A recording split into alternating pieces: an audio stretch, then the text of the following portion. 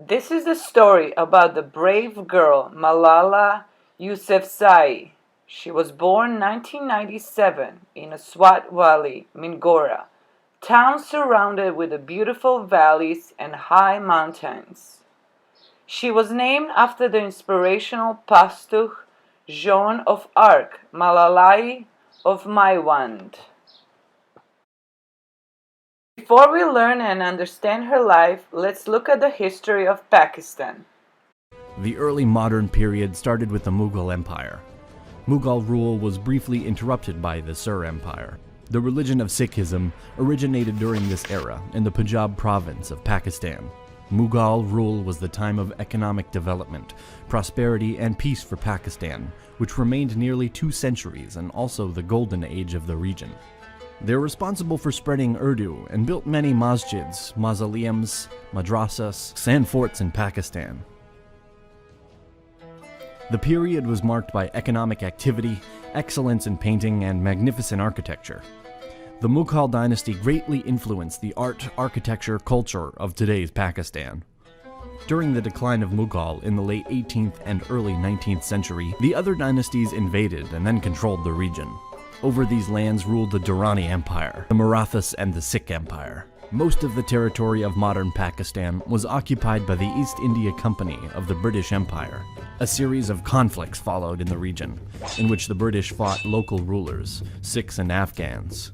Pakistan became part of British rule later than other parts of South Asia, and it stayed this way until the 14th of August, 1947, when Pakistan gained independence. The 2 provinces of British India, Punjab and Bengal, were divided along religious lines.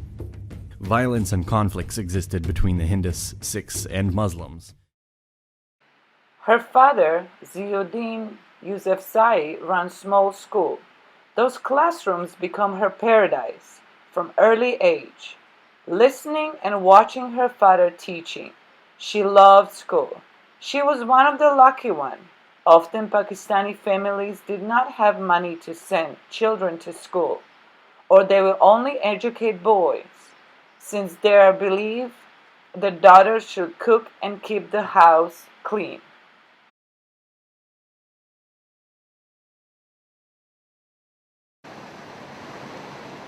This is the Swat Valley, once a peaceful region that wooed tourists from all over Pakistan. Swat is not in the precarious tribal areas. Instead, it is part of mainland Pakistan, only 100 miles from the capital Islamabad.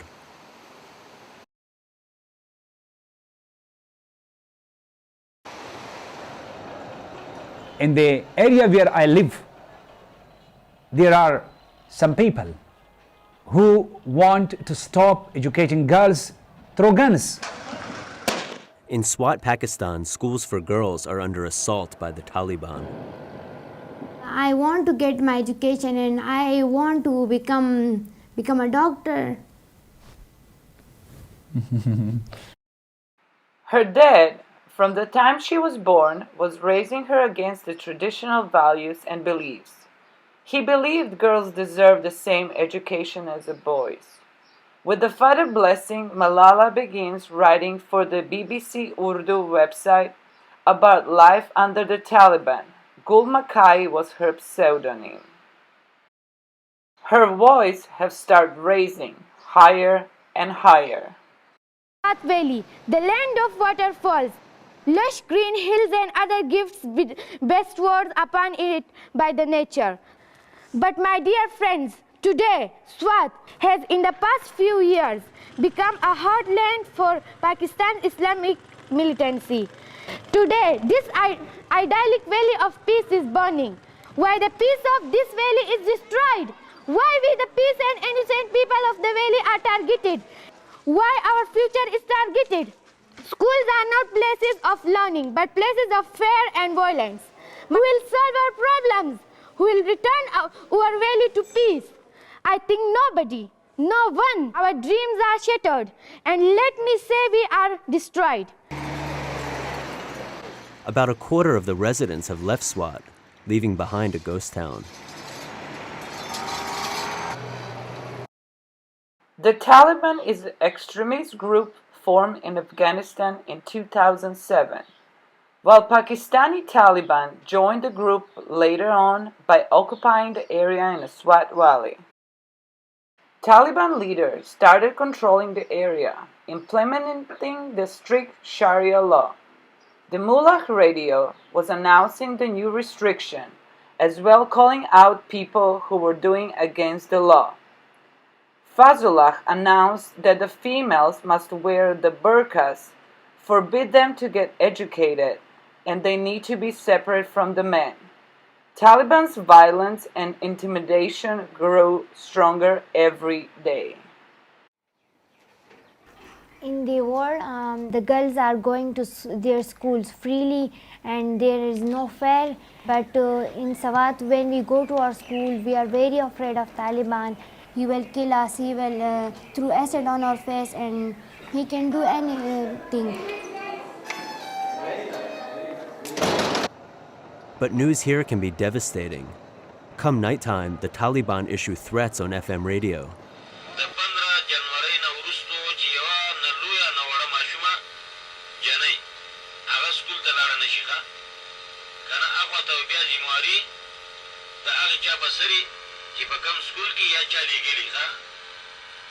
Very fearing. Today is my last day of school.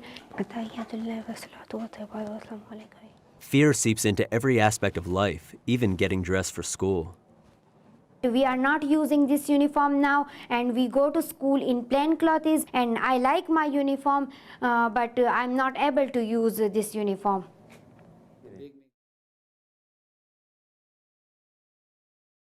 Today is 24th July and we are going to our home peg after 3 months, so it's the very precious day for me. But there's one more stop before returning home.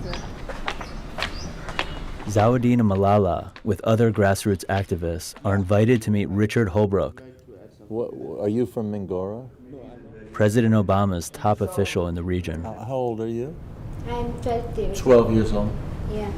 I will request you all, and respected ambassador, I will request you that if you can help us in our education, so please help. Archbishop Desmond Tutu nominates Malala for the International Children's Prize, and few months later she wins Pakistani's first national Youth Peace Prize created by Pakistani government. This prize made her a target of the Taliban. On October 9, 2012, coming back from school, a masked gunman boarded Malala's school bus and shouted, "Who is Malala?"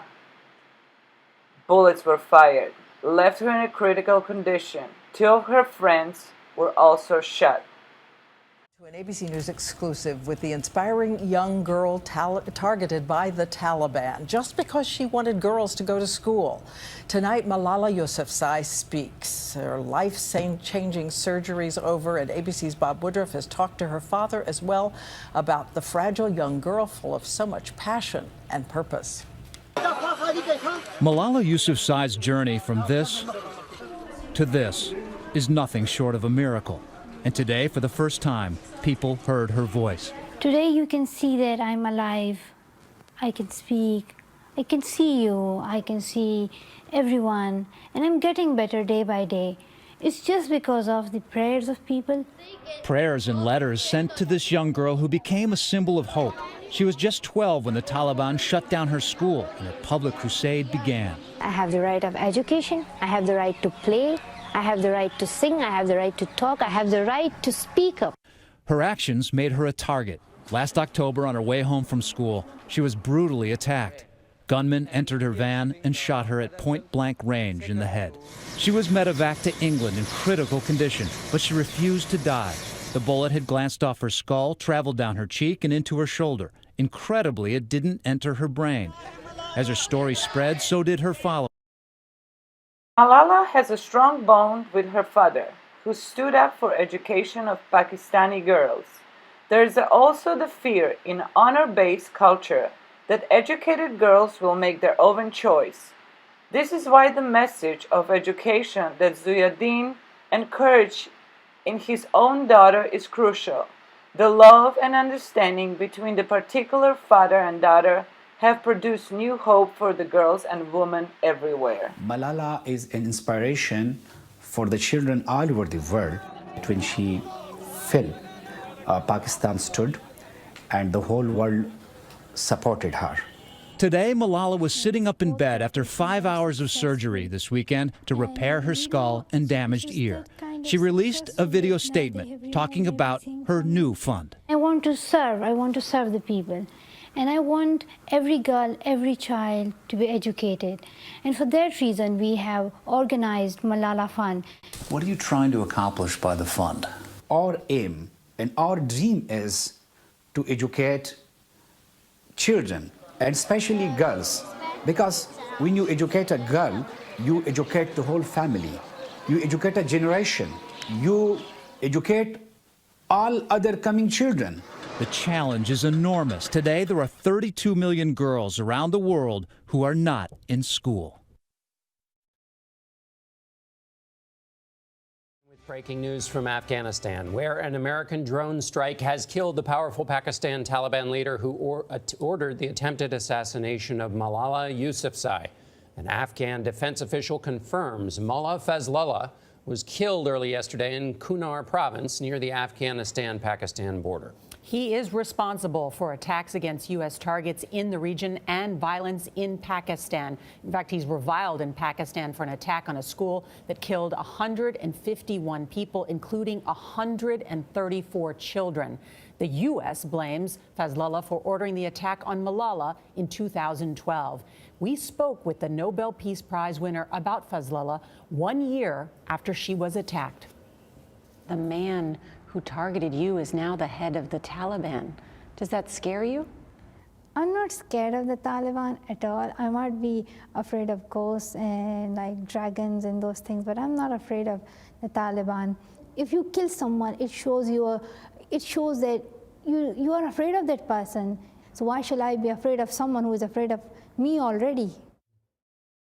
July 12, 2013, Malala gave a speech at the United Nations General Assembly in New York City, the day the UN named Malala's Day. It was Malala's first public speech since the shooting. She spoke in front of more than 1,000 youth leaders about an initiative and asked the government to ensure that every child gets the free essential education. I speak not for myself, but for those without voice can be heard. Those who have fought for their rights. Their right to live in peace. Their right to be treated with dignity. Their right to equality of opportunity. Their right to be educated. Dear friends, on the 9th of October 2012, the Taliban shot me on the left side of my forehead. They shot my friends too. They thought that the bullet would silence us, but they failed. And out of that silence came thousands of voices. The terrorists thought that they would change my aims and stop my ambitions. But nothing changed in my life except this. Weakness, fear, and hopelessness died. Strength, power, and courage was born. When she was 17 years old, she received the Nobel Prize for Peace. She explains in her home country, Pakistan, a female could be beaten for public speaking. Malala was not afraid. Her strength, power, and courage gave her the power to stand up for what she believes.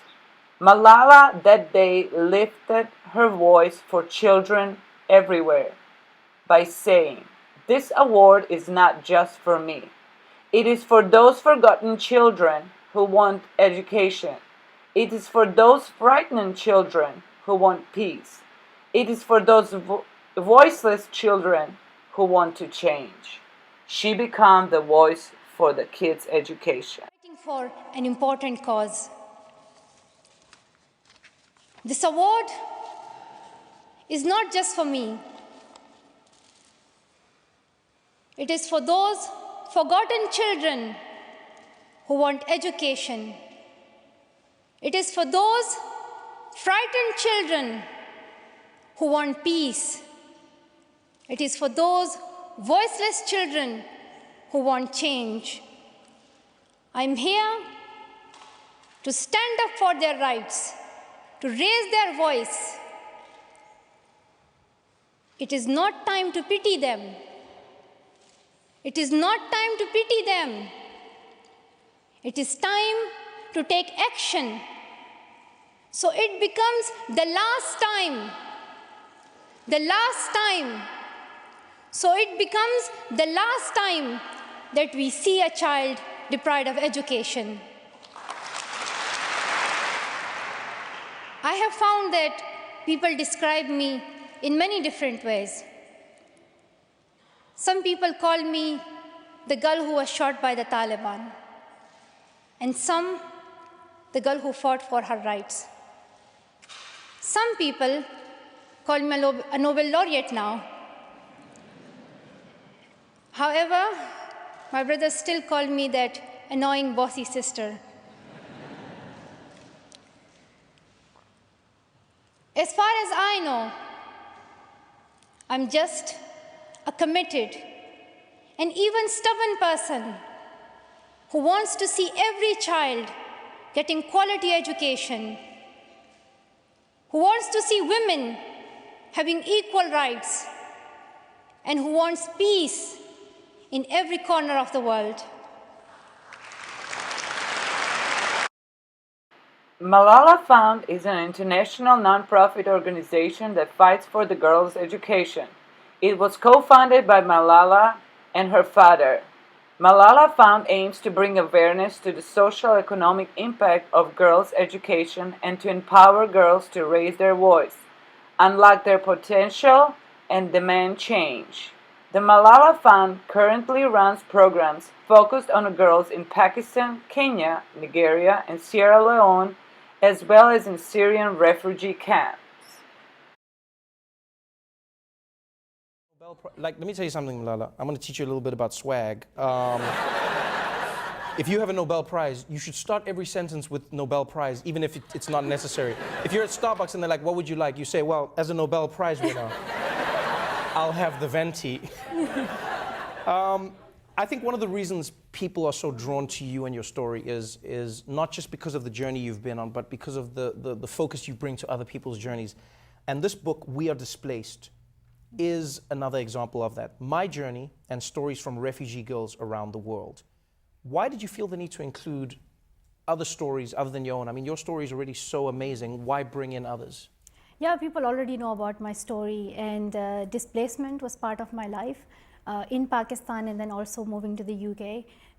But I have met girls around the world who have been displaced, who have lost their homes, and often people talk about refugees and immigrants in numbers and in figures, and we hear about refugees, but we never hear from refugees. Right. And for me, it was so important that we hear from these girls, hear their stories and get inspired, and you know, they show resilience and bravery and courage, and I think they have overcome all these difficulties, so there's a lot for us to learn from them.